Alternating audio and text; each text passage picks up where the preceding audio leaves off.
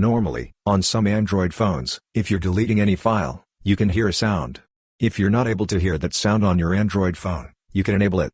In this video, we'll be telling you how to enable delete sound on your Android phone. For this, open Settings.